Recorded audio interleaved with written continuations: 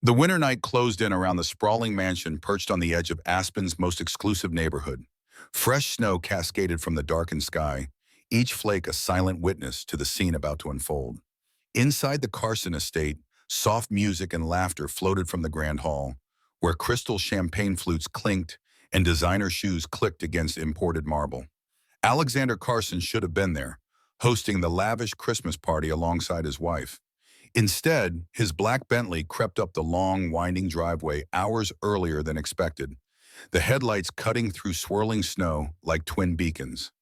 The successful CEO of Carson Properties had left an urgent meeting to surprise his 7-year-old daughter Emily with a Christmas gift.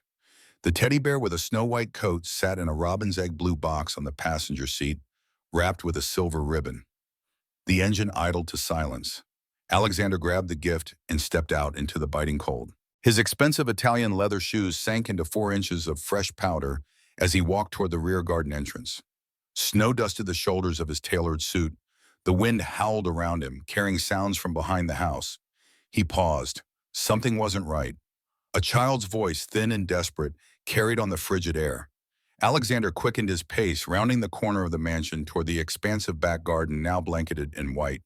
What he saw there would forever divide his life into before and after. Emily, his daughter, lay sprawled on the snow-covered ground. Her small body trembled violently, her simple brown dress soaked through with melting snow. 10 feet away lay her crutch, deliberately placed beyond her reach. Above her stood Stephanie Carson, Alexander's wife of 18 months, the woman who had promised to love his daughter as her own. "Please, Mommy, give me back my crutch." Emily's voice broke with each word, tears streaming down her reddened cheeks. Stephanie's laughter cut through the night, sharp as the winter chill. Her yellow evening gown caught the light spilling from the house windows. "You think anyone wants you at this party? Look at you. Pathetic. Your father keeps you around out of guilt, nothing more." Alexander's fingers went slack. The gift box tumbled into the snow, the ribbon coming undone. Time seemed to stop as Emily's frightened eyes found his across the garden. In them, he saw not just tonight's fear, but the accumulated terror of months. How long had this been happening under his own roof while he worked 16-hour days? "Daddy?" Emily whispered, her voice small against the howling wind. Stephanie whirled around, her perfect composure cracking for just a moment before the practiced smile slid back into place. "Alexander, you're home early. I was just helping Emily get some fresh air." The rage that rose in Alexander's chest was unlike anything he'd ever experienced. Not the controlled anger he wielded in boardrooms and negotiations. This was primal, overwhelming, a hurricane building behind his ribcage. "What have you done?" His voice emerged dangerously quiet. "She wanted to see the snow. I was watching her." Stephanie stepped toward him, voice honeyed with practiced charm. "She fell. You know how clumsy she can be with that leg." Emily shook her head frantically, her small hand reaching toward her father. "She took my crutch, Daddy. She said I embarrass her in front of the guests." Alexander moved past Stephanie as if she were invisible, kneeling in the snow beside his daughter. Her skin felt like ice beneath his fingers. Up close, he saw the blue tinge to her lips, the fear etched into her young features. The sight shattered something fundamental within him. "How long?" he asked, gathering Emily's trembling form against his chest. "How long has she been treating you like this?" Emily buried her face against his neck, her tears hot against his skin. "Since after the honeymoon. She's nice when you're home, different when you're gone." The mansion doors opened. Margaret Wilson, the family's loyal housekeeper, stood frozen in the doorway. Her weathered face paled at the scene before her. Behind her, several party guests peered curiously into the garden. "Mr. Carson," Margaret began, then stopped, her eyes flicking between Alexander, Emily, and Stephanie. "Margaret," Alexander's voice was steady now, deadly calm. "Please take Emily inside. Run a warm bath. Get her into dry clothes."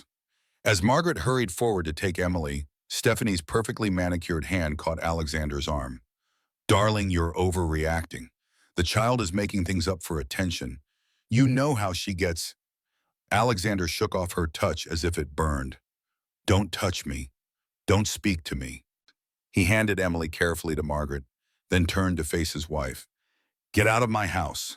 Stephanie's facade crumbled momentarily, her eyes widening. "What?" You can't be serious because of one little misunderstanding with a difficult child? This is not a discussion, Stephanie. Get out now or I will have you removed.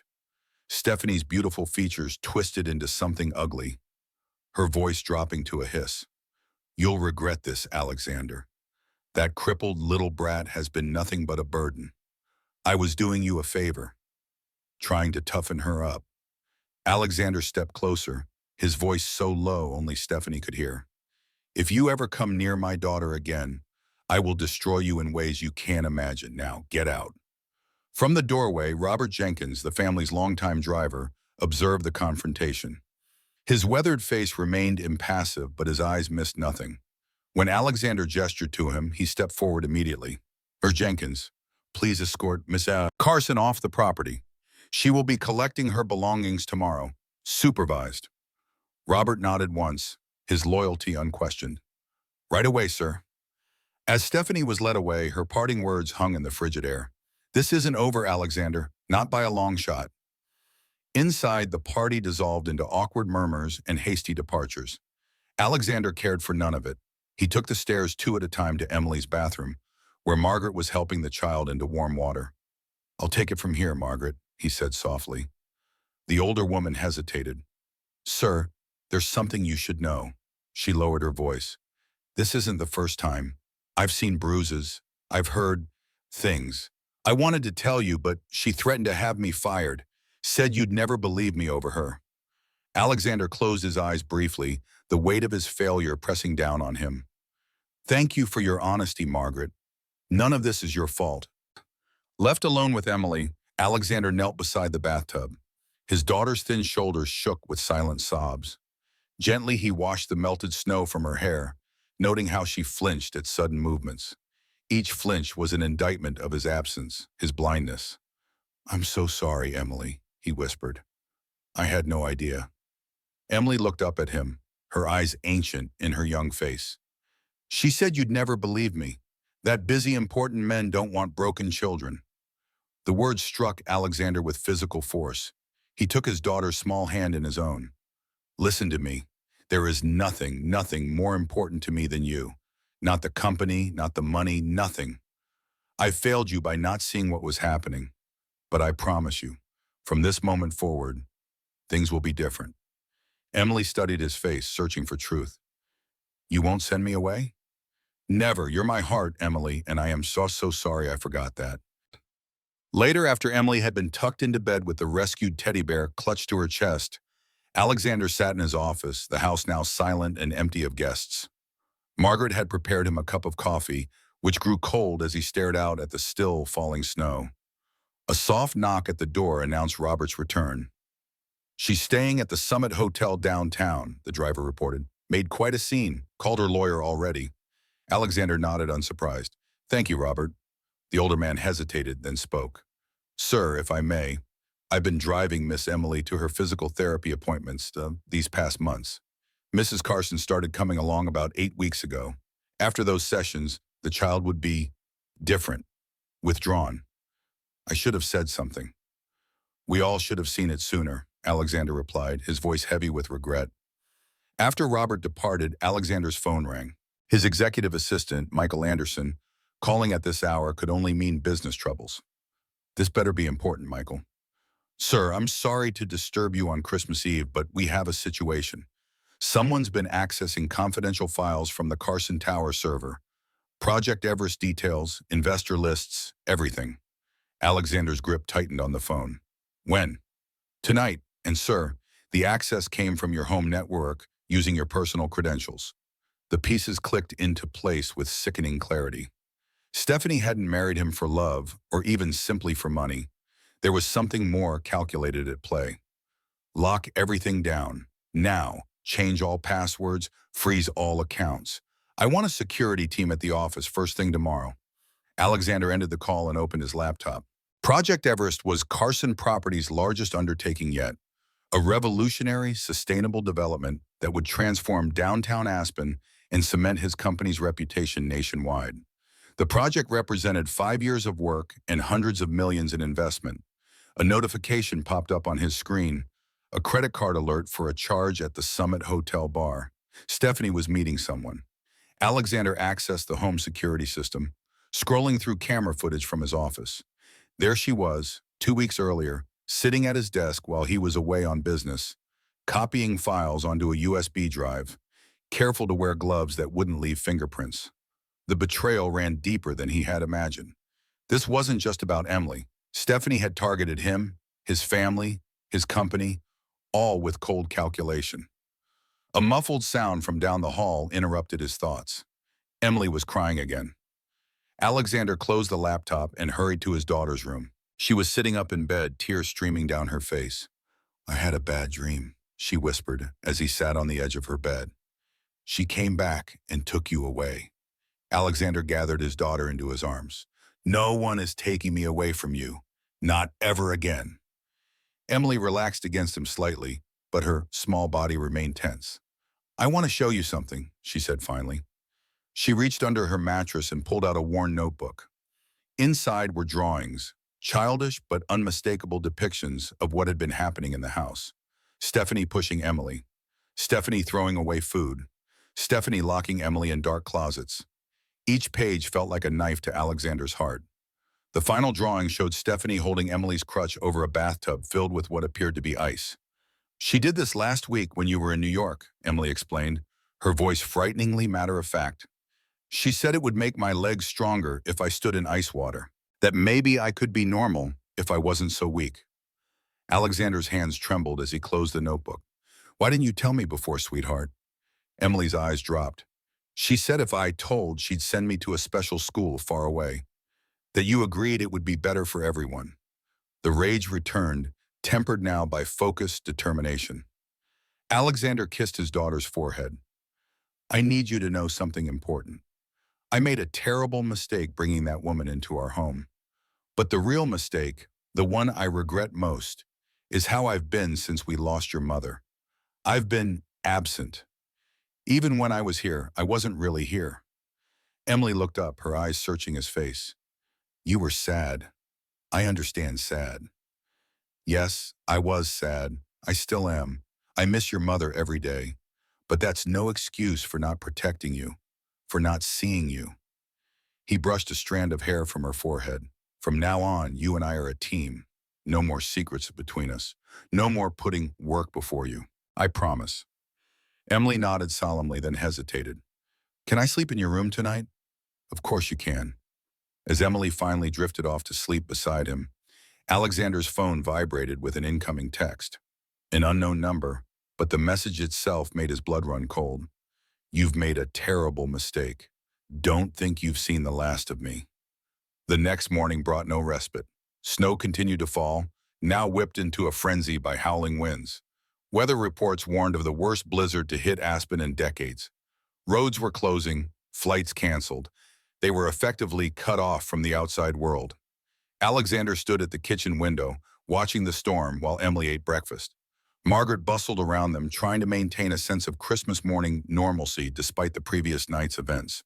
"The weather outside is frightful, but we'll make this a lovely Christmas anyway," Margaret declared, setting a plate of pancakes shaped like snowmen in front of Emily. The girl managed a small smile, the first Alexander had seen in longer than he cared to admit. His phone buzzed with an incoming call from Jessica Parker, his company's lead counsel. He stepped into the hallway to answer. "Alexander, we have a problem." Jessica's voice was taut with concern. "Stephanie's attorney has already filed an emergency petition. They're claiming she's been financially supporting Carson Properties and is entitled to immediate access to company accounts pending divorce proceedings." "That's absurd. She's never put a penny into the company." "I know that, but they've submitted documents showing transfers from her personal account to corporate reserves. The signatures look legitimate, Alexander." "They're forgeries. They have to be." "Maybe, but they're convincing forgeries. The court has granted a temporary freeze on your corporate accounts until an emergency hearing can be scheduled after the holiday." Alexander's mind raced. This is all happening too fast. She must have had this planned for months. "There's more. They're requesting temporary custody of Emily, claiming you're an absent father who's neglected her medical needs." The floor seemed to drop from beneath Alexander's feet. She's trying to take my daughter after what she did? She's claiming Emily's injuries last night were from a fall you weren't present for, and that you're using the child as a pawn in financial disputes. Alexander, this is getting ugly fast. Through the doorway, Alexander could see Emily carefully cutting her pancakes, her movements still stiff from the previous night's ordeal. The thought of her being taken away, placed in Stephanie's custody, was unbearable. I need you to fight this with everything we've got, Jessica. Money is no object. Just keep my daughter safe. I'll do my best, but you need to document everything. Any evidence of mistreatment, witnesses, anything that supports your side. After ending the call, Alexander returned to the kitchen, forcing a smile for Emily's sake.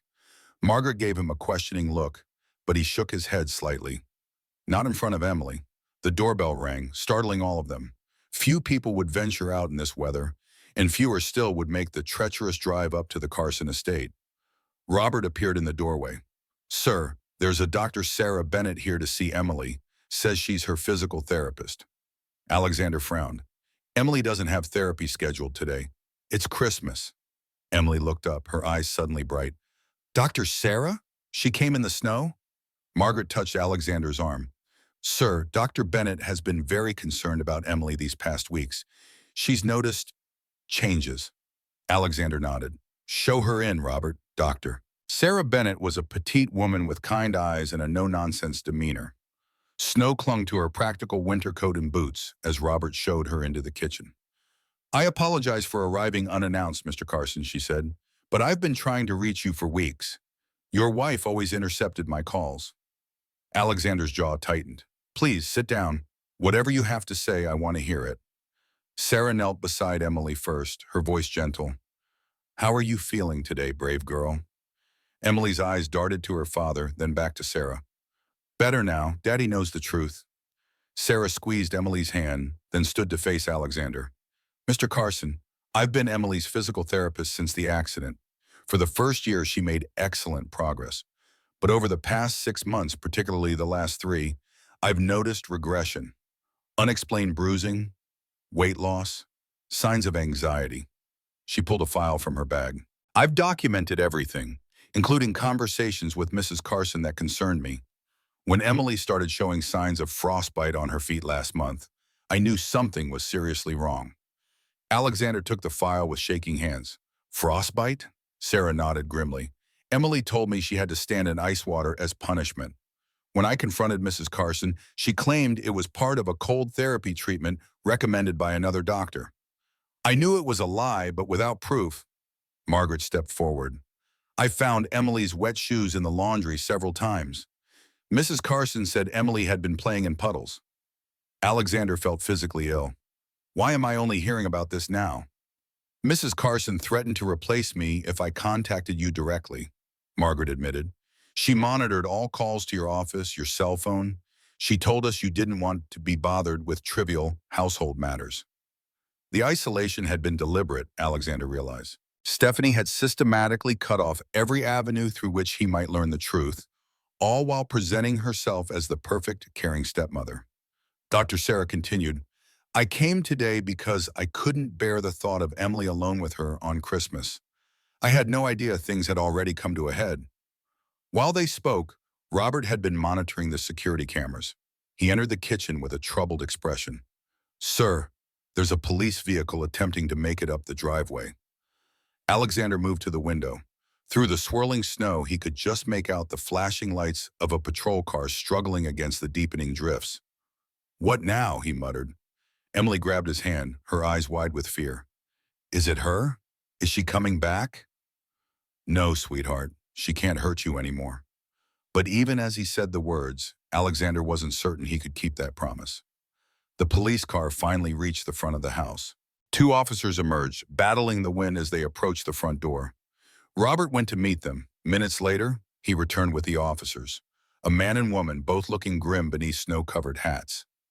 Alexander Carson, the male officer asked. I'm Officer James Brody. This is Officer Chen. We have some questions about an incident that allegedly occurred here last night. Alexander stepped forward. My wife was emotionally and physically abusing my daughter.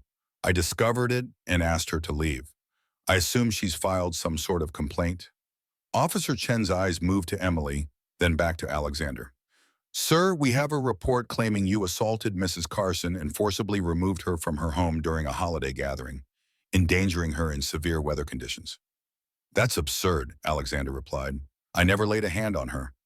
He didn't, Robert confirmed. I was present the entire time. Mrs. Carson left under her own power, in her own vehicle. Officer Brody pulled out a notepad. We'd like to get statements from everyone present, starting with the child. Alexander stepped between them and Emily. My daughter has been through enough.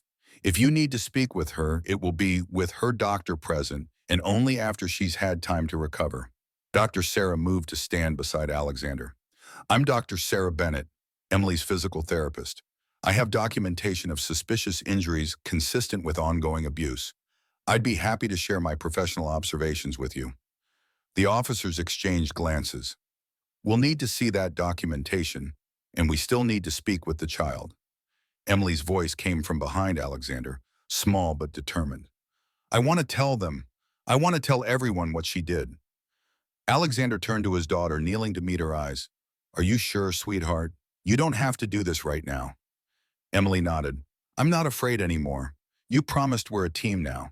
The courage in her young face humbled him. Alexander squeezed her hand gently. We are, and I'm right here with you. While Emily spoke with the officers, Dr. Sarah beside her as support, Alexander's phone buzzed again. Another text from the unknown number. Check your email. You have 1 hour to call off the police, or your board of directors sees everything. Alexander opened his email to find a single new message containing a video file. His hand trembled as he pressed play. The footage showed him, 5 years earlier, in a heated argument with David Reynolds, Stephanie's brother, as he now realized. The audio had been edited, making it sound as if Alexander was threatening the man. 3 months after that meeting, Reynolds had committed suicide after his company collapsed.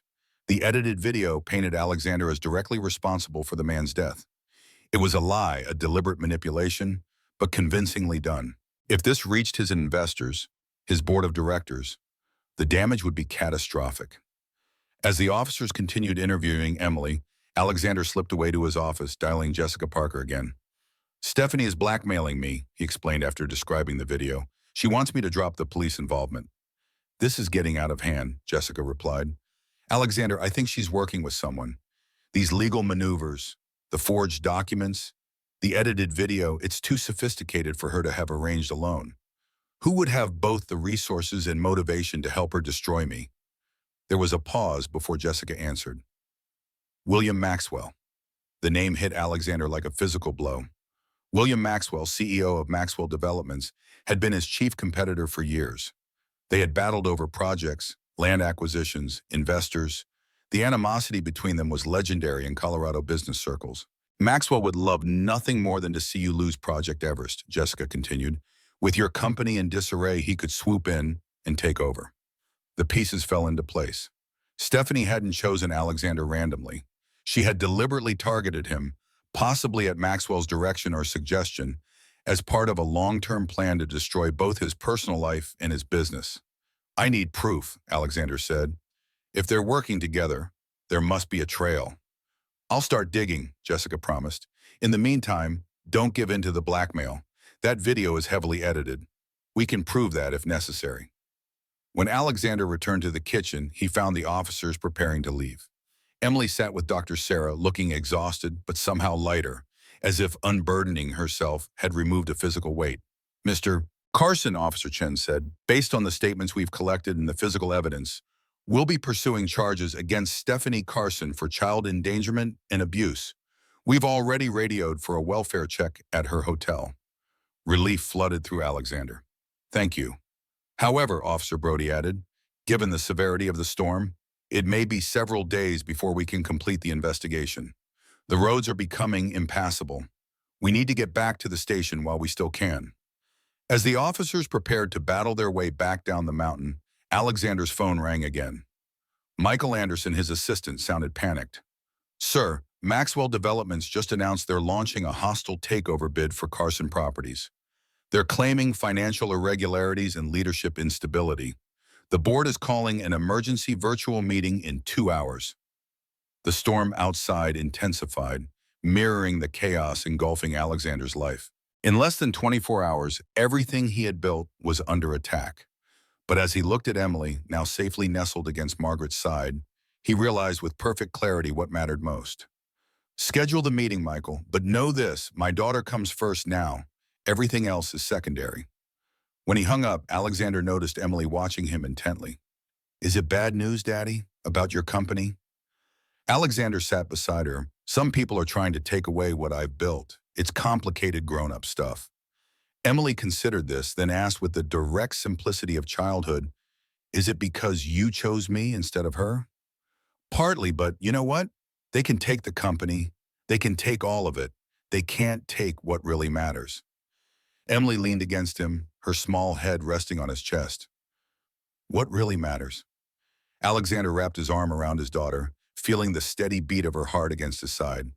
This, us, family. Outside, the blizzard raged on. Inside, for the first time in 3 years, Alexander Carson was exactly where he needed to be. The blizzard transformed the Aspen mountainside into an otherworldly landscape. Snow piled against the Carson estate's windows, wind howling like a beast circling its prey. Inside, Alexander faced a storm of his own making. His laptop screen illuminated the dimly lit office as the virtual board meeting commenced. 12 faces stared back at him. The Carson Properties Board of Directors, men and women he'd personally selected for their business, acumen and loyalty. Today, their expressions ranged from concern to openly hostile. Gentlemen, ladies, Alexander began, I understand this emergency meeting was called to address concerns about my leadership in the company's stability. Everett Daniels, the longest-serving board member, cleared his throat. Alexander, we've received disturbing information. Apparently, you've ejected your wife from your home in a violent altercation. Corporate funds have been misappropriated, and now the police are involved. William Maxwell is offering shareholders a 20% premium on current stock prices. We need answers. Alexander maintained his composure while downstairs, Emily rested under Margaret's watchful eye. The distance between them, just one floor of his home, felt symbolic of the gulf he'd allowed to develop between himself and his daughter while building his empire. What you've heard represents a carefully orchestrated attack on both my family and this company, Alexander replied. My wife, Stephanie, has been physically abusing my daughter. When I discovered this, I asked her to leave. Within hours, she launched this corporate takeover attempt with Maxwell, suggesting their collaboration preceded these events. He shared his screen, displaying the security footage of Stephanie accessing his computer, followed by bank records showing suspicious transfers that coincided with meetings she'd had at upscale restaurants. Meetings his private investigator had now confirmed were with Maxwell's associates. The board members' expressions shifted as the evidence mounted. By the meeting's end, Alexander had secured a temporary vote of confidence, but at a cost. The board expected him in the office as soon as roads cleared, demanded daily updates, and insisted the company's interests be protected above all else. When Alexander finally closed his laptop, exhaustion washed over him. Through the window, he could see the storm had only intensified. The security system displayed warning messages. Internet connectivity unstable, cellular backup engaged, property perimeter cameras failing in the extreme conditions. They were increasingly isolated on the mountaintop. A soft knock at the door preceded Margaret's entrance. Sir, Emily's fever has returned. Dr. Bennett is concerned. Alexander hurried to his daughter's bedroom. Emily lay beneath a mound of blankets, her face flushed, breathing labored. Dr. Sarah bent over her, expression grave as she checked the child's temperature. 103.2, she reported. The stress and exposure have triggered an immune response. She needs antibiotics, but I don't have the proper medication with me. We have a well-stocked medicine cabinet, Alexander offered desperately. Sarah shook her head. She needs specific pediatric antibiotics. The roads are impassable and the nearest pharmacy is closed for Christmas anyway. What about a helicopter? I can call for a medical evacuation. In this weather, impossible. No pilot would attempt it. Emily's eyes fluttered open, glassy with fever. Daddy? Her voice was thread-thin, frightened. Alexander sat beside her, taking her small hand in his. I'm here, sweetheart. Dr. Sarah is going to make you better. She'll come back for me, Emily whispered.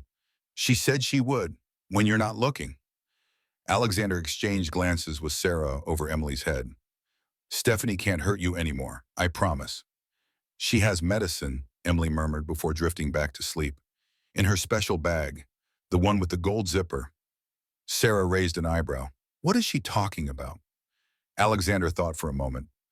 Stephanie has a vintage Chanel medicine case she keeps her personal prescriptions in. Could she have been medicating Emily without our knowledge? Sarah's expression darkened. It would explain some of Emily's symptoms these past months. Unexplained drowsiness, coordination issues I initially attributed to her physical condition. The case would be in her bathroom if she didn't take it with her, Alexander realized. He found the expensive case in Stephanie's marble bathroom, hidden behind designer perfume bottles. Inside were several prescription bottles with labels removed, their contents a mystery. He brought the case to Dr. Sarah, who examined each pill carefully. This one is likely diazepam, a strong sedative. This appears to be a corticosteroid, which could explain Emily's immune suppression. She looked up, her expression grim. She was drugging your daughter, Alexander, deliberately weakening her. The revelation hit him with physical force. Not only had Stephanie been abusing Emily, but she'd been systematically breaking down his daughter's health through medication. The calculated cruelty of it staggered him. Can you help her with what we have here? He asked. I can try to stabilize her, but she really needs hospital care. As if nature itself objected to this possibility, the house lights flickered ominously. Seconds later, they were plunged into darkness as the power failed. Emergency generators hummed to life, restoring minimal lighting to the main areas, but the heating system remained offline. Robert appeared in the doorway, flashlight in hand. Main power lines are down across the mountain. According to emergency services radio, we could be without power for days. The house phone rang, one of the few landlines still functioning in the area. Robert answered, his expression growing increasingly troubled as he listened. It's Officer Brody, he said, handing the receiver to Alexander. They found Stephanie's hotel room empty. She checked out just before the storm hit. A chill that had nothing to do with the failing heat spread through Alexander. Any idea where she went? No, sir, but they found evidence she wasn't alone. Security footage shows she met with a male visitor late last night. They're trying to identify him now. After hanging up, Alexander joined Margaret in the kitchen, where she was lighting candles and stoking the wood-burning fireplace to provide heat. The mansion's vast spaces worked against them now, impossible to heat evenly without the central system. We should move Emily downstairs, Alexander decided. Set up a bed near the fireplace where it's warmest. As they prepared a makeshift sleeping area in the great room, Alexander's cell phone vibrated. Despite the storm, a text message had made it through. You took everything from my family. Now I'm taking everything from yours. Enjoy the cold. The message came with an attachment, a photo of Stephanie standing beside William Maxwell, both smiling triumphantly. In the background was a building Alexander recognized immediately, the small hydroelectric station that supplied power to this section of the mountain. They cut the power deliberately, Alexander realized, showing the image to Robert. This wasn't just the storm. Robert studied the photo, his weathered face grim. The station isn't far from here, maybe 2 miles down the service road. In normal conditions, I could reach it easily. These aren't normal conditions, Margaret protested. The temperature's dropping by the hour. The snow is 3 feet deep in places. We have emergency supplies, Robert countered. Snowshoes in the garage, cold weather gear. I was military before I started driving for the Carson family. I know how to handle extreme conditions. Alexander considered their options. The generators would keep minimal systems running for perhaps 48 hours. Without main power, the heating system couldn't function properly. The temperature inside the house was already falling noticeably. For a healthy adult, it was uncomfortable but manageable. For Emily, in her weakened state, it could prove catastrophic. I'll go myself, Alexander decided. With respect, sir, you wouldn't make it half a mile, Robert replied bluntly. You don't have the training or experience for Arctic conditions. I do. I can't ask you to risk your life. You're not asking. I'm offering. Robert's voice softened. I've watched Emily grow up since you brought her home from the hospital. I won't stand by while she suffers. The loyalty humbled Alexander. How had he failed to recognize the family he already had in his household staff? People who genuinely cared for Emily, who had tried to protect her when he wasn't paying attention? Thank you, Robert, but please be careful. While Robert prepared for the treacherous journey, Alexander received another call, this time from Jessica Parker, his attorney. I've been digging into Stephanie's background, she said, her voice crackling with static over the poor connection. Alexander, she isn't who she claims to be. Her real name is Stephanie Reynolds. She changed it 5 years ago after her brother David's suicide. I know about the connection to David Reynolds, Alexander replied. She's using it as leverage. There's more. Before marrying you, she worked for Maxwell Developments under an alias. She's been his plant from the beginning. This was never about love or even just money. It was about destroying you and taking over Carson properties. The calculated nature of the betrayal was breathtaking. Stephanie had entered his life with surgical precision when he was at his most vulnerable, a widower struggling to balance raising a disabled daughter with running a company. She had presented herself as the perfect solution, and he had been too blind, too desperate for help, to see the deception. The storm's causing interference, Jessica continued, her voice breaking up. But I've filed emergency motions to protect your assets and Emily. Just focus on keeping her safe until... The call dropped, the connection lost to the intensifying blizzard. In the great room, Dr. Sarah sat beside Emily, applying cool compresses to the child's forehead. The girl's breathing had grown more labored, her sleep fitful. Her temperature's still rising, Sarah reported. We need to get it down. Margaret appeared with arms full of blankets. These are the warmest we have. The temperature in the outer rooms has dropped below freezing already. Alexander knelt beside his daughter, his heart constricting at the sight of her suffering. Fight, Emily. You've always been stronger than I gave you credit for. Emily's eyes fluttered open. Is she gone? She whispered. Yes, sweetheart, she's gone. She said... Emily's voice faded, then strengthened again. She said Mom died because of me, because I'm broken. Alexander felt as though he'd been struck. No, God, no, that's a terrible lie. Your mother loved you more than anything in this world. The accident wasn't your fault. None of this is your fault. Emily's gaze drifted to the ceiling, her thoughts clearly elsewhere. I saw Mom in my dream. She was in the snow, but she wasn't cold. She said to tell you it's okay to be happy again. Alexander blinked back tears. The guilt he'd carried since losing his wife Rebecca had colored every aspect of his life for 3 years. He'd thrown himself into work, avoiding the empty spaces in his home where her laughter used to echo. In doing so, he'd created a void that Stephanie had expertly filled with poison. Your mother was right, he told Emily, stroking her hair, and I think I'm finally ready to listen. Outside, Robert prepared for his dangerous journey. Alexander joined him in the garage as he loaded emergency supplies into a backpack. The service road will be completely drifted over, Robert explained, checking equipment with practiced efficiency. But I know these mountains. If I can reach the station, I should be able to determine what they've done to the power supply. What do you think they did? Best case, they simply threw the main breakers. Worst case, they damaged the equipment. Alexander helped Robert secure the last of his gear. If it looks too dangerous, turn back. That's an order. We'll find another way. Robert nodded, though both men knew there might not be another way if the storm continued as predicted.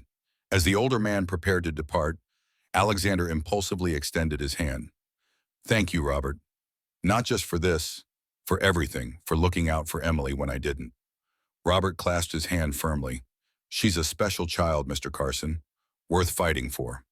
With those words, he disappeared into the swirling white darkness, leaving Alexander to return to the great room where his daughter's future hung in the balance. Hours passed with agonizing slowness. The temperature inside the house continued to drop despite their best efforts with the fireplace. Emily's fever rose and fell in worrying cycles. Doctor, Sarah administered what medications she could from Stephanie's case, trying to break the fever without causing further harm. Margaret moved through the house like a quiet guardian, keeping candles lit, preparing hot broth, maintaining a semblance of order amid the chaos. Alexander realized how much he had taken for granted, not just his daughter, but these people who formed the true foundation of his home. Near midnight, as Emily finally fell into a more peaceful sleep, Alexander's phone vibrated with another text. Check your email one last time before the batteries die. Consider it my Christmas gift. Despite his resolve not to engage with Stephanie's psychological warfare, Alexander found himself opening his email. The new message contained a video attachment. With mounting dread, he pressed play. The footage showed Stephanie in their bedroom, speaking directly to the camera. Hello, Alexander. By now you've discovered some uncomfortable truths, but not all of them. Her smile was cold, calculated. Did you really think your precious Rebecca's death was an accident? Cars don't just lose control on clear days with experienced drivers. Alexander's blood turned to ice as Stephanie continued. William was quite resourceful in helping arrange that little brake malfunction. We've been planning your downfall for years, but Rebecca was so inconveniently devoted to you. Her death served multiple purposes. It devastated you, made you vulnerable, and gave me the perfect opportunity to step in. The only miscalculation was that irritating child surviving. The video continued, Stephanie detailing how she had systematically worked to isolate Alexander from anyone who might alert him to her true nature, how she had slowly been poisoning Emily to make the girl appear more disabled than she actually was, how every moment of their marriage had been a carefully orchestrated step toward destroying him. By the time you see this, it will be too late. Carson Properties will be under Maxwell's control, your reputation will be in tatters, and you'll have lost everything. Just like my brother did when your business tactics drove him to suicide. The video ended with her triumphant smile. Merry Christmas, Alexander. I do hope you're staying warm. Alexander sat frozen, the phone slipping from his numb fingers. The level of calculated malice required to orchestrate such a plan was almost incomprehensible. These weren't the actions of someone seeking financial gain or even simple revenge. This was methodical destruction of another human being's entire life. And Rebecca, the suggestion that her death hadn't been an accident, opened wounds he'd thought long scarred over. Could it be true? Or was this just another psychological manipulation? A sound at the door pulled him from his dark thoughts. Margaret stood there, her expression concerned. Sir, there's something you should see.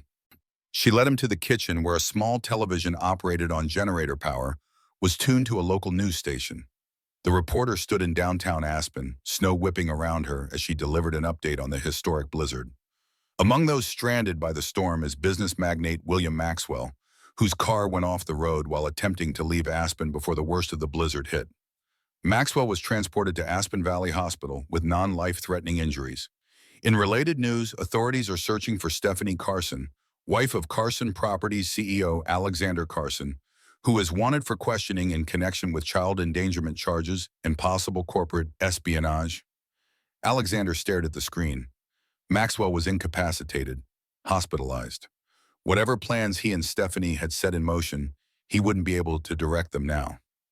There's more, sir, Margaret said quietly. She handed him a leather-bound journal. I found this while gathering more blankets from Mrs. Carson's closet. It was hidden in a false bottom of her jewelry box.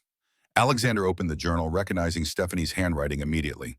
Page after page detailed her meetings with Maxwell, her observations of Carson Properties' operations, her manipulations of Alexander's schedule to keep him away from Emily, and most disturbingly, her methodical records of the medications she'd been administering to the child. December 15th, one entry read, increased ease dosage today. She slept through physical therapy, which Dr. Bennett found concerning. May need to scale back temporarily to avoid suspicion. Maxwell suggests replacing Bennett with someone from our team, but finding a credentialed replacement on short notice is problematic. The journal provided the evidence they needed: proof of premeditated abuse, corporate espionage, and conspiracy. If they could get it to the authorities. The house phone rang again. Alexander answered to hear Robert's voice, barely audible over the howling wind. I've reached the station, he reported. They've sabotaged the main transformer, deliberately damaged it beyond simple repair. Can it be fixed at all? Alexander asked, heart sinking. Not without replacement parts we don't have, but I may be able to create a bypass that could restore partial power, enough for basic heat. How long will that take? Hours in these conditions. And sir, Robert's voice grew grave, there are fresh tracks here. Someone's been monitoring the station recently, within the last hour. Alexander's grip tightened on the receiver. Stephanie? Impossible to tell, but whoever it was, they headed up the mountain, toward the house. The implications were clear. Stephanie hadn't fled Aspen as they'd assumed. She was still here, still executing her plan, possibly now heading back to the estate. Be careful coming back, Robert, and hurry if you can. Alexander hung up and immediately checked the security system. The perimeter cameras were down due to the power situation, but the internal cameras operating on generator power showed all seemed quiet within the house. For now. He returned to the great room to find Dr. Sarah looking more optimistic. Her fever's breaking, she reported. The medication seems to be working. Emily stirred, her eyes clearer than they had been in hours. Daddy, is it still Christmas? Alexander checked his watch, just past midnight. Yes, for a little while longer. I didn't get to give you your present. Her voice was weak but determined. You can give it to me when you're feeling better. She shook her head stubbornly. No, now it's in my special drawer, the one with the unicorn handle. Margaret volunteered to retrieve it, returning moments later with a carefully wrapped package. The paper was creased and taped with the imperfect precision of a child's hands. Emily watched anxiously as Alexander unwrapped it. Inside was a framed drawing. Emily had depicted Alexander and herself holding hands in the snow, with the words, "Me and Daddy forever," written in careful block letters across the top. I made it in art therapy, she explained. Dr. Sarah helped me with the frame. Alexander studied the drawing, noticing details he might have missed before. In the background was their house, with a feminine figure watching over them from a window. Rebecca, he realized, still present in Emily's heart and mind. The love and hope contained in the simple drawing brought tears to his eyes. It's the most beautiful present I've ever received, he told her honestly. Emily smiled, then her expression turned serious. Daddy, I need to tell you something about Stephanie. Alexander hesitated, not wanting to distress her, but Dr. Sarah nodded encouragingly. Let her talk. It might help her healing process. She has a secret place, Emily continued, in the guest house. She goes there to talk to the man with the gray hair. Alexander exchanged glances with Margaret. William Maxwell? Emily nodded. She has special things there, papers with your company name, and pictures of us with X's drawn on them. The guest house, a smaller structure separate from the main mansion, used occasionally for business associates or extended family visits. Alexander had barely given it a thought since the storm began, assuming it was unoccupied. When did you see this, Emily? He asked gently. Last week, I was playing hide and seek with Margaret, and I went further than I was supposed to. I saw Stephanie in the guest house with the man. They didn't see me. Margaret looked stricken. I should have been watching her more carefully. No one is blaming you, Alexander assured her. Emily, did you hear what they were talking about? The child's brow furrowed with concentration. They said something about Christmas surprise and final phase. And the man said once the snow comes, no one would be able to stop them. The implications sent a chill through Alexander. The guest house was less than 100 yards from the main building, connected by a covered walkway. If Stephanie had established a base of operations there, if she had returned to execute some final phase of her plan, a loud crash from somewhere deep in the house interrupted his thoughts. Margaret gasped. Dr. Sarah moved protectively closer to Emily. What was that? Margaret whispered. Alexander rose to his feet. Stay here with Emily. Don't move until I come back. He moved cautiously into the hallway, where darkness had reclaimed all but the areas immediately surrounding the emergency lights. The crash had come from the direction of his office. As he approached, he could hear movements inside. Drawers opening, papers rustling. Picking up a heavy brass candlestick from a hallway table, Alexander pushed the office door open slowly. A figure dressed in black was rifling through his desk, a small flashlight clenched between their teeth, gloved hands searching methodically through documents. Looking for something? Alexander asked coldly. The figure whirled around, revealing the face of a man Alexander had never seen before. Not Maxwell, but someone younger, harder looking. Mr. Carson, the man said, his voice oddly calm. This is a little awkward, isn't it? Who are you? How did you get into my house? The man smiled thinly. Nathan Brooks. As for how I got in, you really should upgrade your security. Generators only protect what they're connected to. The name registered immediately. Nathan Brooks, Stephanie's alleged lover, according to the hotel staff. Not just her lover, Alexander now realized, but her accomplice. Where's Stephanie? Alexander demanded. Around. Nathan's smile widened. She sends her regards. Says to tell you this is just the beginning of what she has planned for you and your precious little girl. Alexander's grip tightened on the candlestick. If either of you comes near my daughter again, you'll what? Nathan laughed. Look at you, the great Alexander Carson, reduced to making threats with household decorations. You've lost, Carson. Your company, your reputation, everything. Maxwell's people are taking control of your board as we speak. Emergency vote of no confidence. Should be official by morning. Maxwell's in the hospital, Alexander countered. The news reported his accident. Nathan looked genuinely surprised for a moment, then shrugged. Minor setback. The plan proceeds with or without him physically present. Stephanie's quite capable of handling things. He gestured to the desk.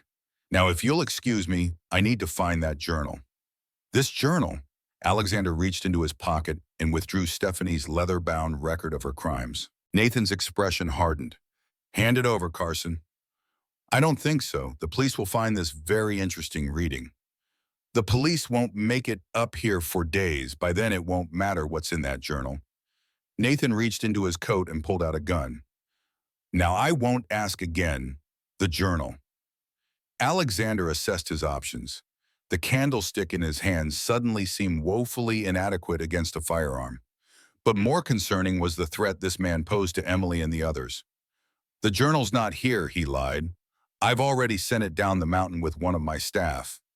Nathan's eyes narrowed. You're lying. Am I? Robert Jenkins left hours ago to check the power station. You think he went empty-handed? Doubt flickered across Nathan's face. Stephanie said you'd be easy to manipulate. Seems she underestimated you. She underestimated a lot of things, Alexander replied, especially how far a father will go to protect his child. For a tense moment, neither man moved. Then Nathan lowered the gun slightly. Fine, the journal is a detail, not crucial to the larger plan. And what is the larger plan, Nathan, now that Maxwell's incapacitated? Stephanie hasn't shared all the details with me, Nathan admitted. But I know it ends with you losing everything and Emily in foster care. Stephanie's been quite fixated on making sure that kid suffers as much as possible. Says it's poetic justice for what you did to her brother. The casual cruelty with which he discussed harming a child made Alexander's blood boil. David Reynolds' death was a tragedy, but I had nothing to do with it. His company failed because he made poor investment decisions. I tried to help him, offered to buy his assets at above market value to give him a soft landing. That's not how Stephanie tells it. Stephanie sees what she wants to see, believes what justifies her actions. Alexander took a cautious step forward. You're being used, Nathan. When this is over, she'll discard you just like she's trying to discard me. Uncertainty crossed Nathan's features, quickly replaced by hardened resolve. Save the amateur psychology. I'm here to do a job. He raised the gun again. Now, you're going to take me to the child. Stephanie wants proof she's suffering. That's not happening. It wasn't a request. Nathan gestured with the gun toward the door. Move. Alexander's mind raced. Leading Nathan to Emily was unthinkable. But so was the possibility of being shot, leaving his daughter defenseless against whatever Stephanie had planned next. A soft sound from the hallway drew both men's attention. Margaret stood in the doorway, her expression calm despite the gun pointed in her direction. Mr. Carson, she said steadily, Dr. Sarah needs you immediately. Emily's condition has worsened. Nathan smirked. Perfect timing. Let's all go see the little patient, shall we? Alexander caught Margaret's eye, saw the almost imperceptible nod. She was creating a diversion, but to what end? After you, Nathan said, gesturing with the gun for them to lead the way. They moved slowly through the darkened hallways, Margaret slightly ahead, Alexander following, with Nathan close behind, the gun pressed against Alexander's back. As they approached the great room, Margaret suddenly stumbled, catching herself against the wall. Clumsy old woman, Nathan muttered. But Alexander had noticed what Margaret had done, flipped the switch of the ancient intercom system installed throughout the house decades earlier. It rarely saw use in the age of cell phones, but it operated on a separate circuit from the main electrical system. If the unit in the great room was active, hurry up, Nathan ordered, shoving Alexander forward. They entered the great room to find it apparently empty, no sign of Emily or Dr. Sarah. The blankets by the fireplace lay abandoned. Nathan's grip tightened on the gun. Where are they? Where's the kid? I don't know, Alexander replied honestly, his concern genuine. Margaret, where did they go? Before Margaret could answer, a new voice spoke from the doorway behind them. Looking for someone? They turned to find Stephanie Carson standing there, snow melting from her elegant wool coat, her blonde hair perfectly styled despite the storm raging outside. In her hand, she held a gun identical to Nathan's, and her smile was coldly triumphant. Hello, Alexander, she said. Surprised to see me? Alexander maintained his composure despite the shock. Not particularly. I always knew you'd come back to finish what you started. Stephanie laughed, the sound utterly devoid of warmth. So dramatic. Always the hero in your own story, aren't you? She glanced at Nathan. Did you find it? He claims it's already gone down the mountain, Nathan replied. Stephanie's eyes narrowed. Is that so? Well, no matter. We have more immediate concerns. She looked around the room. Where's the brat? Don't tell me she's already succumbed to her illness. That would be disappointing. I had such plans for her. The casual malevolence with which she spoke of Emily's suffering ignited a fury in Alexander unlike anything he'd ever experienced. You won't touch her again, he said, his voice deadly quiet. Oh, and who's going to stop me? You? Stephanie gestured around the darkened house. Look at your mighty empire now, Alexander.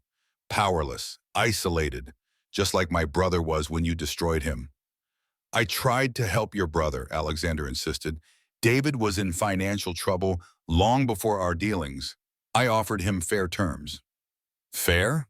Stephanie's composure cracked, revealing the rage beneath. You stripped his company for parts.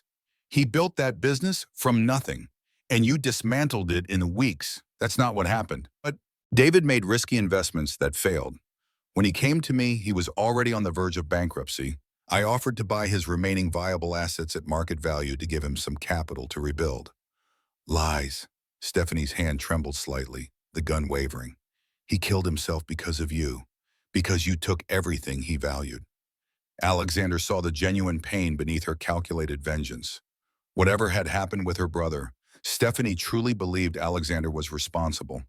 That belief had festered, transforming grief into a poisonous hatred that had consumed her. I'm sorry about David, he said quietly.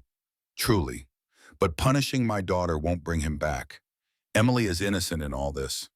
For a moment, something human flickered in Stephanie's eyes, quickly extinguished. No one is innocent, especially not in your family. She gestured with the gun. Nathan, search the house. Find the child. She can't have gone far. As Nathan turned to leave, a new voice spoke from the shadows at the far end of the room. That won't be necessary. Dr. Sarah stepped forward, her expression resolute. Emily isn't here. As soon as we heard the intruder, I moved her to a secure location. Stephanie's eyes narrowed. The loyal doctor. How touching. Tell me where she is or I'll put a bullet in her father. You'll have to shoot me first, Sarah replied calmly, and then you'll never find her. Alexander watched this exchange with mounting tension. Where had Sarah hidden Emily? Was she truly safe or just temporarily out of Stephanie's reach? This is becoming tedious, Stephanie sighed. Nathan, take the doctor to the guest house. Use whatever methods necessary to make her talk. I'll deal with Alexander myself. Nathan grabbed Sarah roughly by the arm, but before he could drag her away, the house phone rang, startling in the tense silence. Margaret, who stood nearest the phone, looked to Alexander questioningly. He nodded slightly, and she answered. Carson residence. Her expression shifted as she listened, eyes widening. After a moment, she held out the receiver. It's for you, Mrs. Carson, a Detective Brody from the Aspen Police. Stephanie froze, clearly caught off guard. Then her composure returned, and she took the phone with a confident smile. Detective Brody, what a surprise. Yes, I'm at the Carson estate, just checking on my stepdaughter during this terrible storm. What? That's absurd. Who told you that? As she spoke, Alexander noticed movement in the doorway behind her. Robert Jenkins stood there, soaked and exhausted from his journey through the blizzard, but very much alive. And beside him, nearly unrecognizable in his snow gear, was Officer Chen from the Aspen Police. Alexander kept his expression neutral, not wanting to alert Stephanie to their presence. She continued her conversation, growing more agitated. Those allegations are completely unfounded. No, I have no idea who Nathan Brooks is. You're making a serious mistake. While she was distracted, Robert and Officer Chen moved silently into the room. Nathan, focused on restraining Dr. Sarah, didn't notice their approach until it was too late. In one swift movement, Officer Chen had disarmed him, forcing him to the ground with practiced efficiency. The commotion caught Stephanie's attention. She whirled around, the phone dropping from her hand as she raised her gun, only to find herself facing Officer Chen's service weapon. Stephanie Carson, Officer Chen announced formally, you're under arrest for child endangerment, breaking and entering, and conspiracy to commit corporate fraud. Put the weapon down, now. For a tense moment, Stephanie seemed to consider her options, her finger tightening on the trigger. Then, with a coldness that chilled Alexander to the bone, she smiled and slowly lowered the gun. This isn't over, she said softly. Not by a long shot. As Officer Chen handcuffed Stephanie, Robert explained to Alexander how he had encountered the police officer at the power station. She was leading a search team looking for Stephanie. When I told her about the sabotage and my concerns about your safety, she insisted on coming back with me. What about the power? Alexander asked. I managed a temporary bypass. It won't restore full power, but the heating system should come online within the hour, just enough to keep everyone safe until help arrives. Alexander clasped the older man's shoulder gratefully. You may have saved all our lives, Robert. With Stephanie and Nathan secured, Officer Chen radioed for extraction as soon as weather permitted. We can't get vehicles up here yet, but we have snowmobiles staged at the base of the mountain. As soon as the wind dies down, we'll evacuate everyone. Where's Emily? Alexander asked Dr. Sarah, the question that had been burning in his mind throughout the confrontation. Sarah smiled. The safest place in the house, your panic room. Of course, the reinforced room hidden behind his office bookcase, installed after a series of executive kidnappings in Aspen several years ago. Alexander rarely thought about it, but Emily had been fascinated by the secret room when he'd shown it to her once. She remembered the code, he asked, amazed. Your wife's birthday, Sarah confirmed. Emily said you always used important dates as your passwords. The simple observation, so obvious to his daughter, yet something he'd never considered significant, struck Alexander deeply. Emily saw and remembered things he took for granted. She understood him in ways he hadn't realized. Together, they hurried to the panic room, where Emily was found safe, wrapped in emergency blankets, clutching her teddy bear. When she saw Alexander, she launched herself into his arms with surprising strength. You're okay. I was so worried when Dr. Sarah said bad people were in the house. Alexander held her tight, marveling at the resilience of his child. I'm fine, sweetheart, and so are you. The bad people can't hurt us anymore. As he carried Emily back to the great room, where the fireplace still provided warmth, Alexander felt a shift within himself, a clarity that had been absent for too long. Watching Stephanie being led away in handcuffs, he recognized how close he had come to losing everything truly valuable in pursuit of what was ultimately meaningless. Outside, the blizzard began to abate, the wind's howl diminishing to a whisper. Dawn would break soon on a transformed landscape and a transformed family. Whatever challenges awaited with Carson Properties, with the legal aftermath of Stephanie's crimes, with Emily's continued recovery, Alexander knew one thing with absolute certainty. They would face them together. Emily rested her head against his shoulder, her voice small but strong. Daddy, will things be different now? Alexander brushed the hair from her forehead, noting with relief that her fever had broken completely. Yes, sweetheart, everything will be different now. And as the first tenuous rays of morning light penetrated the snow clouds, bringing warmth to the coldest day of the year, Alexander Carson made a silent promise to his daughter, to himself, and to the memory of his first wife, a promise to build a life measured not in properties acquired or deals closed, but in moments shared and love given. The path through the snowstorm had been treacherous, but they had emerged stronger, together, into the light of a new day. The morning after the confrontation brought a different kind of quiet to the Carson estate. The blizzard had spent its fury, leaving behind a transformed landscape of pristine white drifts and ice-laden trees that sparkled in the winter sunlight. Inside, warmth gradually returned as Robert's makeshift power solution maintained essential systems. Alexander sat beside the fireplace, watching Emily sleep peacefully on the makeshift bed they'd arranged. The dark shadows beneath her eyes were fading, her breathing steady and strong. Dr. Sarah had confirmed the worst of the danger had passed, both from Stephanie's medications and the fever that had threatened to overwhelm Emily's weakened system. Officer Chen approached, her police radio crackling with intermittent updates from the rescue teams now working their way up the mountain. Extraction team reports they'll reach us within 2 hours, she informed him quietly. We'll transport the suspects first, then arrange medical evacuation for Emily. Alexander nodded gratefully. Thank you for everything you've done.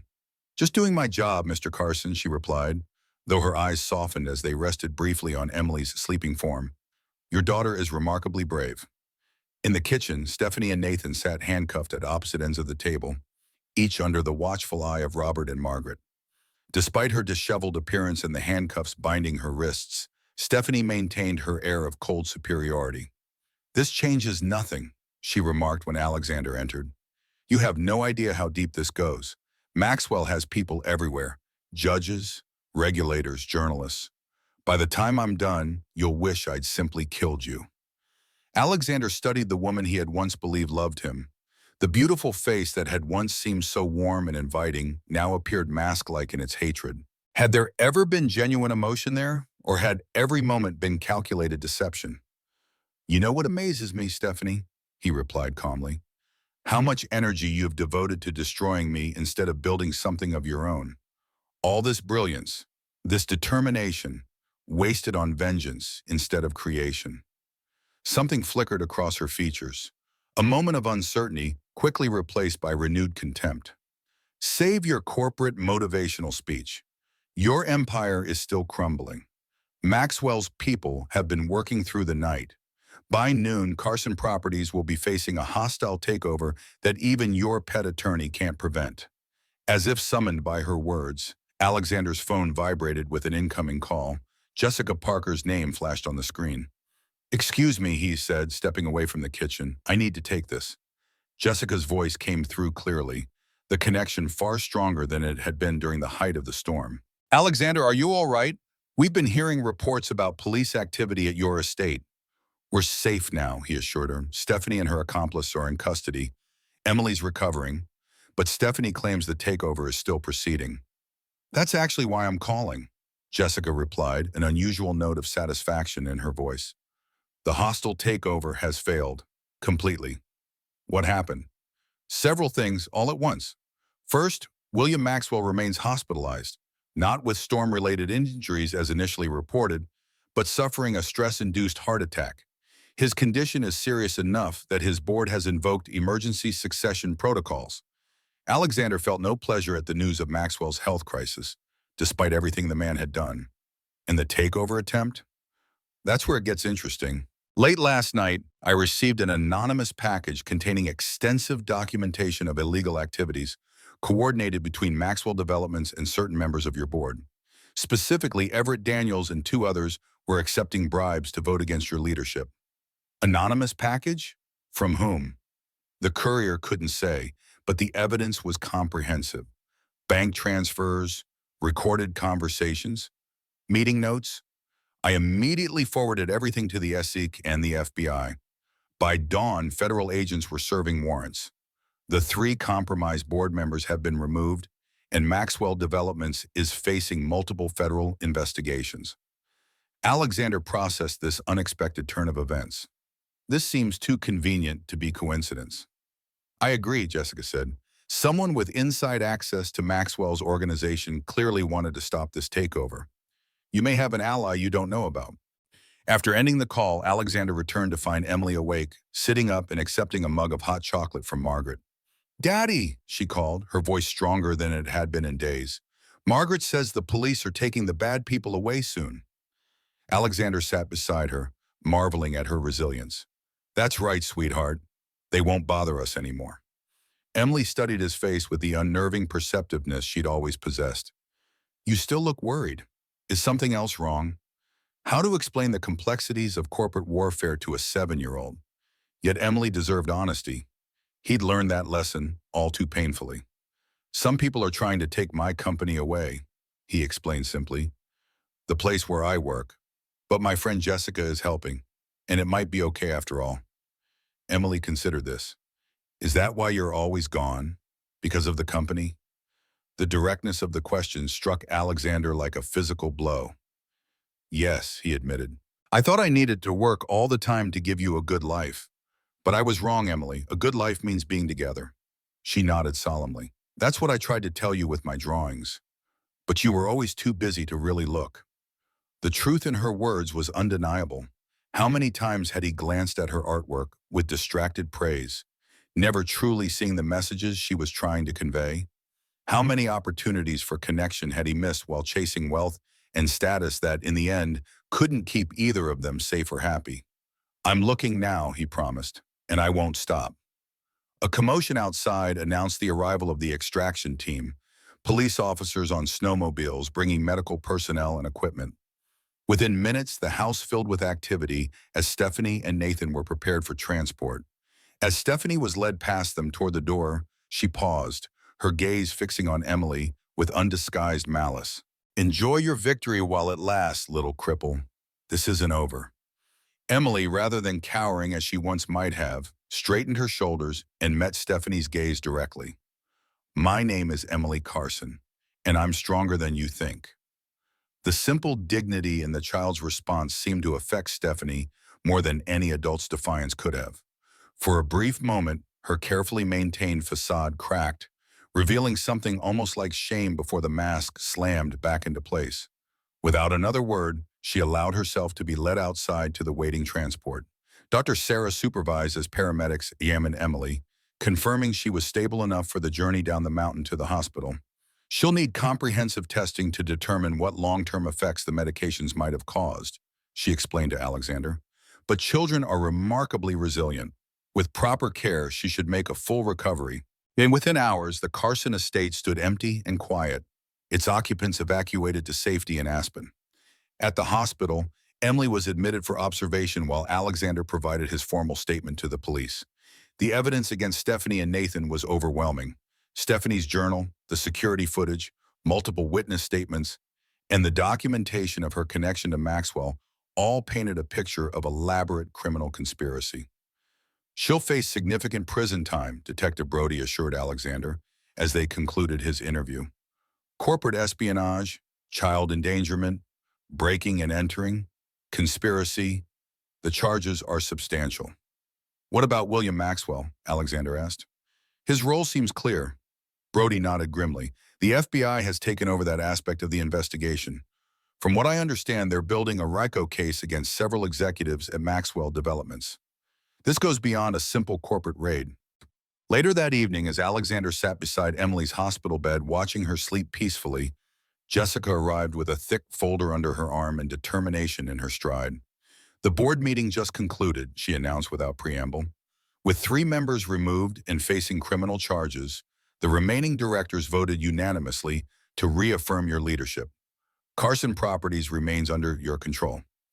Alexander felt oddly detached from the news. Just days ago, it would have been his primary concern, the focus of his energy and worry. Now, looking at his sleeping daughter, the company seemed almost incidental. There's something else, Jessica continued, opening the folder. I've been researching David Reynolds' suicide, trying to understand Stephanie's motivation. What I found contradicts her version of events entirely. She placed several documents before him, financial records, meeting transcripts, emails. David Reynolds was indeed facing bankruptcy, but not because of your actions. His company was being systematically undermined by none other than William Maxwell. Maxwell was orchestrating a classic hostile takeover, driving down Reynolds' stock value through market manipulation and planted negative press. Alexander studied the evidence, pieces falling into place.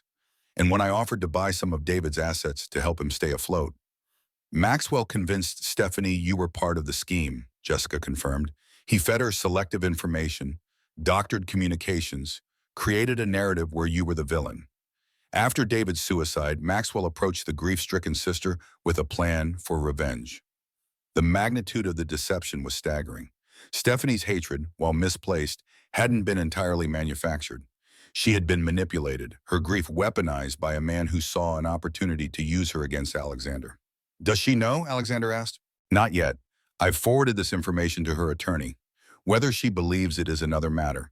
People committed to a narrative of victimhood rarely welcome evidence that contradicts it. The following days brought a whirlwind of activity. Emily's medical tests confirmed she was recovering well from the effects of the medications Stephanie had been administering, though her doctors recommended intensive physical therapy to address the muscular weakness that had developed.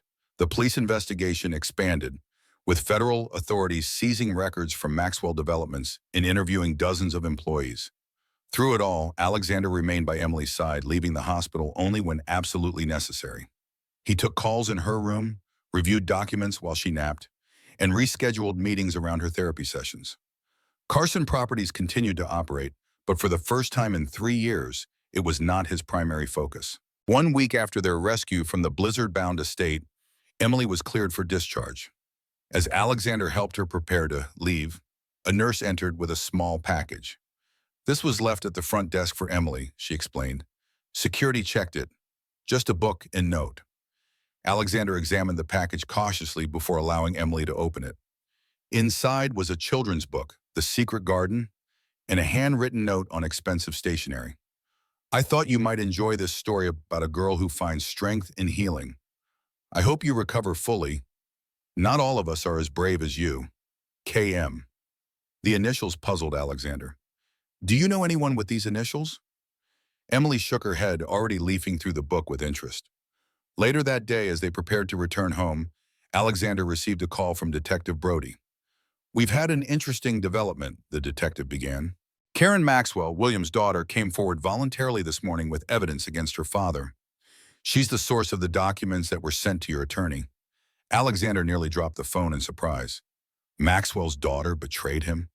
According to her statement, she's been concerned about her father's business practices for years. When she learned about the plot against your family, particularly the harm intended for your daughter, she decided she couldn't remain silent. She's cooperating fully with investigators. The mystery of their anonymous ally was solved, and the initials on the book suddenly made sense. Karen Maxwell, a woman Alexander had never met, had risked her relationship with her father to protect Emily. The realization was humbling. That evening, Alexander and Emily returned to the Carson estate, where Margaret and Robert had prepared a warm welcome. The house had been thoroughly cleaned, all traces of the ordeal removed. Emily's room had been refreshed with new bedding and curtains, and a series of low bookshelves had been installed to give her easier access to her books and toys. We thought Miss Emily might appreciate some changes, Margaret explained, watching the child's face light up at the thoughtful modifications. That night, after Emily had been tucked into bed, Alexander sat in his office contemplating the changes he needed to make. Not to the house, but to his life. On his desk sat a pile of architectural drawings for Project Everest, the development that had consumed so much of his time and attention. Beside them lay Emily's framed drawing of the two of them in the snow. The contrast between the two visions could not have been more stark. One represented professional achievement, financial success, public recognition. The other represented connection, love, family, the elements of life he had neglected in pursuit of empire building. After a moment's reflection, Alexander picked up the phone and dialed Michael Anderson, his executive assistant. Michael, I need you to arrange an emergency meeting of the executive team for tomorrow morning. It's time for some significant changes at Carson Properties. The next day's meeting was unlike any Alexander had ever conducted. Rather than focusing on profit margins and expansion plans, he outlined a complete reorganization of the company's leadership structure and his own role within it. Effective immediately, I'll be stepping back from day-to-day operations, he announced to his stunned executives. James Thornton will be promoted to Chief Operating Officer, taking over most of my current responsibilities. I'll retain the CEO title and focus on strategic vision, but my working hours will be dramatically reduced. After addressing the initial shock and concerns, Alexander explained the second phase of his plan, a transformation of Project Everest itself. Instead of the luxury, commercial, and residential complex originally planned, we're going to create something different. The new Everest Center will include affordable housing, community spaces, and a comprehensive rehabilitation facility specializing in pediatric care. The executives exchanged bewildered glances. This was not the Alexander Carson they knew. The ruthless dealmaker focused relentlessly on maximizing returns. "Sir," James Thornton ventured, "these changes will significantly reduce projected profits. The shareholders will receive a full briefing," Alexander interrupted firmly. "Those who share this new vision will remain welcome investors. Those who don't are free to sell their stakes." Carson Properties is entering a new era. Over the following weeks, the transformation extended beyond corporate structure.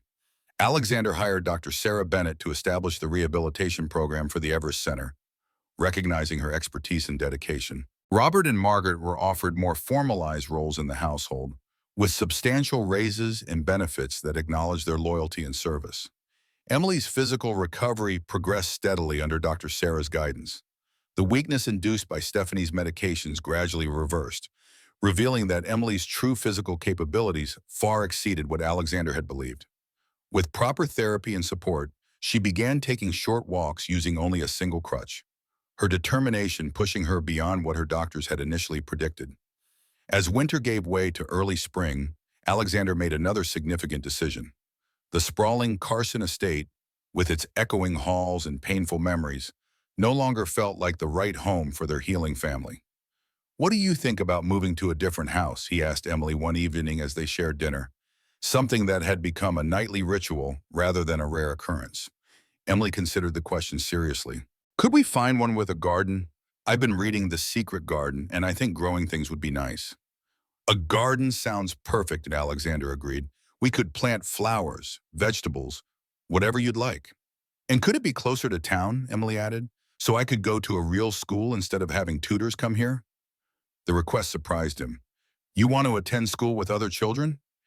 Even with your—" He stopped himself, realizing he had been about to refer to her disability as an obstacle. Emily nodded firmly. "Dr. Sarah says I'm strong enough now, and I want friends, Daddy.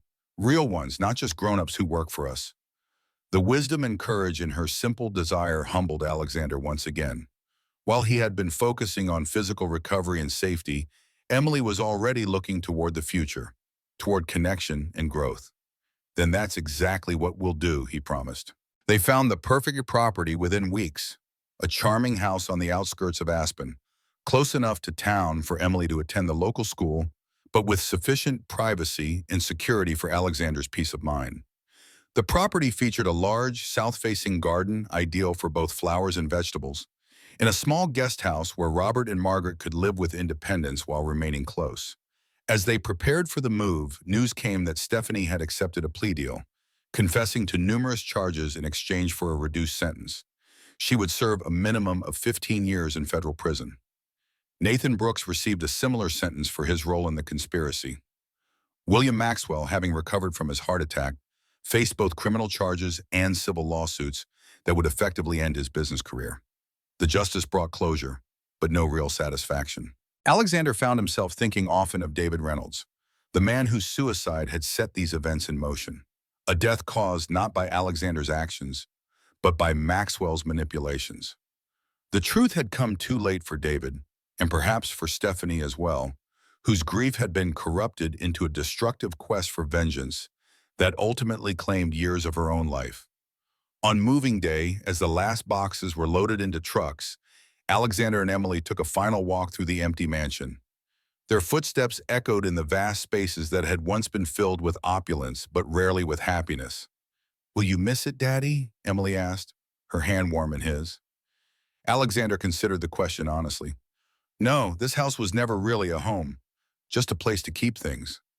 Emily nodded with that peculiar wisdom that continued to surprise him. "Our new house will be different. We'll make it happy."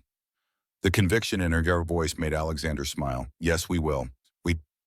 At the new house, the moving team efficiently transferred their belongings while Alexander and Emily explored the garden. Despite the lingering chill of early spring, green shoots were already emerging from the soil. Crocuses, daffodils, and snowdrops pushing defiantly upward toward the sun. Emily knelt carefully, balancing with her crutch, to examine the tiny white flowers breaking through patches of lingering snow. "Look, Daddy, snowdrops! They're growing right through the cold. Alexander crouched beside her, seeing the delicate blossoms with new eyes, their fragile appearance belying the remarkable strength that allowed them to flourish in harsh conditions. Like his daughter, they possessed a resilience that transcended their seeming vulnerability. They're beautiful, he agreed, and very strong. That evening, after the movers had departed and they'd shared a simple dinner in their new kitchen, Alexander helped Emily arrange her bedroom exactly as she wanted it. The framed drawings she had given him for Christmas now hung on her wall, a reminder of the journey they had taken together through the darkest winter of their lives. "Daddy," Emily said as he tucked her into bed, "I've been thinking about something." "What is it, sweetheart?" "I want to help other kids like me, kids who are scared or hurt or think they're not strong enough." Alexander sat on the edge of her bed, struck by the compassion in her young heart, a compassion that hardship had deepened rather than diminished. "That's a wonderful idea. How would you like to help them? Maybe we could make a special place at your new building, where kids could learn to be strong again, like Sarah helped me." The simplicity and perfection of her suggestion brought tears to Alexander's eyes. "I think that's the best idea I've ever heard. We'll call it the Snowdrop Center, for kids who are pushing through their own snow." Emily's face lit up. "Yes, and I can help design it, with lots of windows and gardens and books." "You'll be my chief creative consultant," Alexander promised. "We'll build it together." Later, after Emily had fallen asleep, Alexander sat on the porch of their new home, watching the stars emerge in the clear mountain sky. For the first time in years, he felt a profound sense of peace, not the temporary satisfaction of closing a business deal or acquiring a new property, but a deeper contentment that came from being exactly where he was meant to be. His phone vibrated with an incoming email. Jessica, sending updated information about the federal investigation into Maxwell developments. Alexander glanced at it briefly, then switched off his phone. The business concerns that once would have commanded his immediate attention could wait until morning. Tonight was for quieter reflections. The journey from successful businessman to truly successful father had been arduous, filled with pain and revelation. He had lost his way after Rebecca's death, burying grief beneath ambition, mistaking wealth accumulation for meaningful achievement. It had taken nearly losing everything, his daughter, his company, perhaps even his life, to rediscover what truly mattered. The soft sound of the front door opening interrupted his thoughts. Robert stepped onto the porch, offering a steaming mug of coffee. "Thought you might want this, sir. The mountain evenings are still chilly." Alexander accepted the mug gratefully. "Thank you, Robert. Not just for the coffee, for everything. I've never properly acknowledged how much you and Margaret have done for Emily all these years." Robert nodded, a rare smile crossing his weathered features. "She's a special child, Mr. Carson. Always has been. Even when you couldn't see it, we did." "I see it now," Alexander replied quietly. "Better late than never, I suppose." "Much better," Robert agreed. He hesitated, then added, "If I might say so, sir, Mrs. Rebecca would be proud of you both now." The mention of his late wife brought not the sharp pain it once would have, but a gentle ache mixed with gratitude. "I hope so, Robert. I'm trying to be the father she would have wanted for Emily." After Robert returned inside, Alexander remained on the porch, contemplating the path that had brought them here. The professional accomplishments that had once defined his identity now seemed hollow compared to the simple joy of watching Emily grow stronger each day, of helping her plant snowdrops in their new garden, of hearing her laugh freely without the shadow of fear. Carson Properties would continue. Project Everest, now reimagined as the Everest Community Center and Snowdrop Rehabilitation Facility, would eventually be built. But these achievements would serve a purpose beyond profit and prestige. They would become tools for healing, for connection, for creating the kind of world Emily deserved to live in. A soft sound from inside the house caught his attention. Through the window, he could see Emily had wandered from her bedroom, still half asleep. Margaret was gently guiding her back, her hand protective on the child's shoulder. The sight filled Alexander with profound gratitude for the second chance he had been given, for the people who had helped protect his daughter when he had failed to do so, for Emily's boundless capacity for healing and growth. The following morning dawned clear and bright. Alexander awoke to find Emily already dressed and waiting for him in the kitchen, where Margaret was preparing breakfast. Daddy, can we plant more snowdrops today? She asked eagerly. And maybe some vegetables too. I want to grow carrots and tomatoes and pumpkins. Alexander smiled at her enthusiasm. We can plant whatever you'd like. The garden is yours to design. Ours, Emily corrected seriously. We're doing it together, remember? Together, Alexander agreed. Always. Alexander agreed him. After breakfast, they spent the morning in the garden, preparing soil and planting seeds. Emily directed operations from her chair, occasionally standing with her crutch to place special bulbs exactly where she wanted them. Her face, once pale and frightened, now glowed with health and purpose in the spring sunshine. As they worked, Alexander noticed a car approaching their driveway, Jessica's silver sedan. She emerged carrying her briefcase and a large envelope, her expression uncharacteristically soft as she observed their gardening project. Sorry to interrupt your weekend, she said, joining them by the newly turned soil. But I thought you'd want to see this right away. She handed Alexander the envelope. Inside were the final legal documents officially dismissing all challenges to his control of Carson properties, along with notification that the SEC had permanently barred William Maxwell from serving as an officer or director of any public company. It's over, Jessica summarized, completely and definitively over. Alexander reviewed the documents briefly, then set them aside. Thank you, Jessica, for everything.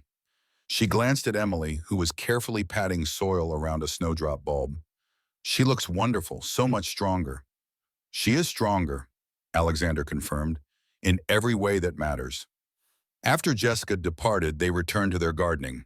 As the morning stretched into afternoon, Emily's energy began to flag, but her determination remained undiminished. Just one more row, Daddy, she insisted, pointing to where she wanted the final snowdrops planted. So they'll make a path from the porch to the big oak tree. Alexander helped her place each bulb, marveling at the precision of her vision for their garden. When the last one was planted, Emily stood with her crutch, surveying their work with satisfaction. It won't look like much for a while, Alexander cautioned. Bulbs take time to grow. Emily smiled, wisdom beyond her years shining in her eyes. That's okay. The best things do. As they gathered their gardening tools and headed back toward the house, Emily paused, looking back at the freshly turned earth where hundreds of snowdrop bulbs now rested, invisible but full of potential. Next winter, she said confidently, when it snows again, these flowers will push right through it, and we'll remember. Remember what, sweetheart? That we did too. She squeezed his hand. We pushed through our snowstorm, Daddy. Together. Alexander lifted his daughter into his arms, her weight solid and real against his chest, her heartbeat strong and steady. Yes, we did, he whispered against her hair, and we always will. The path through their personal snowstorm had been treacherous, filled with pain and betrayal. But they had emerged on the other side, not unchanged but transformed, like the snowdrops breaking through frozen ground, stronger for having faced the cold, more beautiful for having overcome it. And as Alexander carried his daughter into their new home, he knew with absolute certainty that whatever storms might come in the future, they would weather them together, father and daughter, survivors and thrivers, pushing always toward the light.